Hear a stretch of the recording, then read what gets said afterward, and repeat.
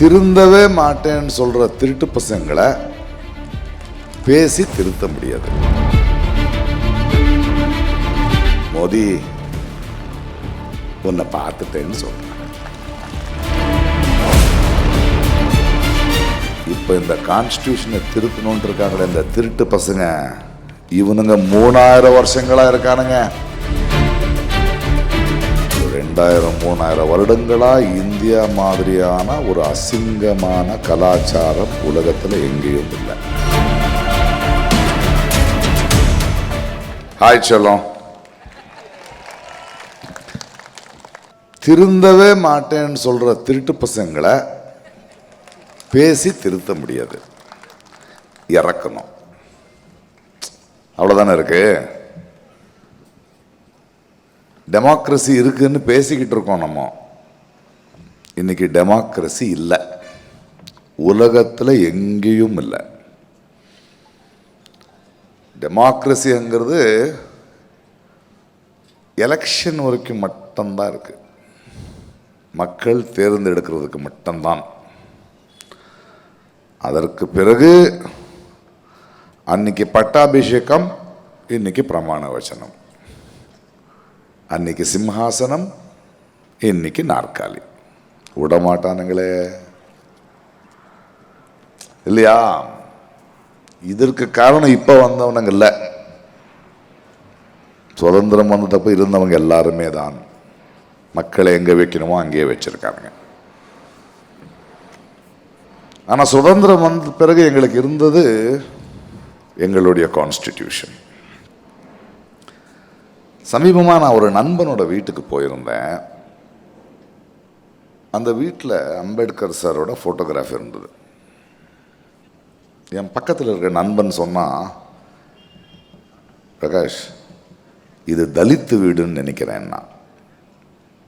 எனக்கு ரொம்ப மனசுக்கு கஷ்டமாயிடுச்சு. அம்பேத்கர் எழுதின கான்ஸ்டிடியூஷன் தலித்துக்கு இல்லை, எல்லாருக்கும். அம்பேத்கர் எழுதின கான்ஸ்டிடியூஷனு பிரிட்டிஷ் விட்டு போனதுக்கு அப்புறம் பிறந்த இந்தியாவுக்கு இல்லை. இப்ப இந்த கான்ஸ்டிடியூஷனை திருத்தணும்னு இருக்காங்களே இந்த திருட்டு பசங்க, இவனுங்க 3000 வருஷங்களா இருக்கானுங்க. பல்லாயிரம் வருஷங்கள் இருந்து இருக்கிற இந்த திருட்டு பசங்க மீண்டும் வந்துடக்கூடாதுன்னு எழுதின கான்ஸ்டிடியூஷன் இது. நாடு இவனுங்க சொல்லுவாங்களே இந்த திருட்டு பசங்க, எங்களுடைய நாடு அவ்வளோ அற்புதமா இருந்தது, பொன் இருந்தது, அது இருந்ததுன்னு. பொய். ஒரு 2000-3000 வருடங்களா இந்தியா மாதிரியான ஒரு அசிங்கமான கலாச்சாரம் உலகத்தில் எங்கேயும் இல்லை. இவனை தொடக்கூடாது, பெண்களுக்கு உரிமை இல்லை, பால்ய விவாகம், அசிங்கமாக இருந்த நாடு. பிரிட்டிஷ்காரன் வந்து அது அப்படியே இருக்கிற மாதிரி பார்த்துக்கிட்டான். ஏதோ சில மன்னர்கள் பணக்காரங்க நிம்மதியாக இருந்தாங்களே தவிர சராசரி மனிதன், ஒரு குடிமகன் ரொம்ப கஷ்டமாக வாழ்ந்த கலாச்சாரம் இது. அதற்லேருந்து நம்மளை தப்பிக்க வைக்கிறதுக்கு தான் இவர் சார் பாபா சாஹேப் அம்பேத்கர் ஒரு கான்ஸ்டிடியூஷனை எழுதியிருக்காங்க. ஆனால் அந்த புத்தி போகாதுல்ல, அதை மீண்டும் அந்த மனுவாதை எடுத்து வந்துடலான்னு. ஆனால் பாபா சாஹேப் எழுதின கான்ஸ்டிடியூஷனில் என்ன ஆச்சுன்னா, இந்த நாடை வந்து மாற்றிடலாம். இராணுவத்தை எடுத்துகிட்டு வந்து, நீங்கள் கரெக்டாக பார்த்தீங்கன்னா பாகிஸ்தான், பங்களாதேஷில் இராணுவம் வந்துடுது, ஆனால் இங்கே வர முடியாது. அதனால் ஒரு தவளையை நீங்கள் வந்து கொதிக்கிற தண்ணி மேலே போட்டால் டப்புன்னு வெளியே போயிடும். இந்த திருட்டு பசங்க என்ன பண்ணியிருக்காங்கன்னா, சில்லுன்னு இருக்கிற ஒரு பாத்திராவில் இந்த தவளையை விட்டு கீழே நெருப்பு வச்சுருக்கானுங்க. இந்த 15 வருஷங்கள் நாங்கள் அட்ஜஸ்ட் ஆயிடுச்சு, சூடானதே தெரியாது. இப்போ தள்ளுற நேரம் வந்துடுச்சு. அதுக்கு ரொம்ப சந்தோஷம் என்னன்னா, ரீசெண்டாக எனக்கு ரொம்ப நம்பிக்கையாக இருக்குது. இப்போல்லாம் நான் வந்து அவங்கள பற்றி கவலையே பட மாட்டேன். போகிற நேரம் வந்தாச்சு, இளைஞர்கள் வந்துட்டானுங்க. அவனுங்க தள்ளுவானுங்க. அவனை எப்படின்னு பார்க்குறேன்னா, இவ்வளோ ஒரு கொடூரமான ஒரு விஷயத்தை மனித இனம் தாங்க முடியாது. அவனுங்க போவானுங்க.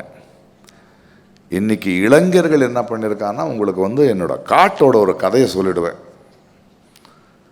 நாங்கள் மனிதர்கள் பேசிக்கிற மாதிரி காட்டில் உயிரினங்கள் எப்படி பேசுது அப்படின்னு பேசிகிட்டு இருக்கும்போது என்னுடைய சயின்டிஸ்ட் ஃப்ரெண்டு ஒருத்தன் சொன்னடே, காட்டில் மானோட புலியோட பேசுதுன்னு நம்ம நினைக்கிறோம். அது நம்மளை மாதிரி இல்லை. ஒன்று பேசும், மற்றது கேட்டு புரிஞ்சிக்கும். ஸோ ஒரு புலி ஒரு மானை பிடிக்க வரும்போது நேரடியாக வராதது. ஒரு 20-40 புலி மான் மேய்ஞ்சிட்டு இருக்கும்போது நிதானமாக வரும். சத்தம் கேட்கக்கூடாது. காற்று இந்த பக்கத்தில் வந்தால் என்னுடைய மனம் அந்த மானுக்கிட்ட போய் அதுக்கு தெரிஞ்சிடும்னு கிட்டத்தட்ட பல மணி நேரம் பொறுமையாக வரும். திடீர்னு ஒரு மானுக்கு தெரிஞ்சு போயிடும். அதோடைய காது இப்படி ஆடும், மூக்கு இப்படி பிடிக்கும்.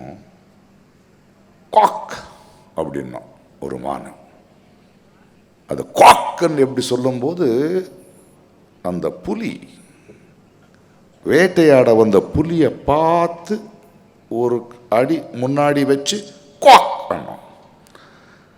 நம்ம எல்லாம் நினச்சிக்கிட்டு இருக்கோம் அது மற்ற மானங்களுக்கு புலி வந்துடுச்சுன்னு சொல்லிட்டு இருக்குன்னு. இல்லை, அது புலிக்கு சொல்லுது, டேய் உன்னை பார்த்துட்டேன். அப்போ அந்த புலி அன்னது. இன்னைக்கு இந்தியாவின் மக்கள், இளைஞர்கள், மோடி உன்னை பார்த்துட்டேன்னு சொல்றாங்க. பயந்துட்டான். ரீல்ஸ் பண்றாரு சார். இப்போ ரீல்ஸ் பண்றாரு, ரெசிக்னேஷன் பண்றாங்க. இளைஞர்களை பற்றி நம்பாதன்னு நீங்க சொன்னீங்க. நான் இந்த இளைஞர்களை நம்புறேன். ஏன்னா அவன் இன்னொரு அரசியல்வாதி இல்லை. கடைசியா ஒரே ஒரு வார்த்தையை சொல்றேன்.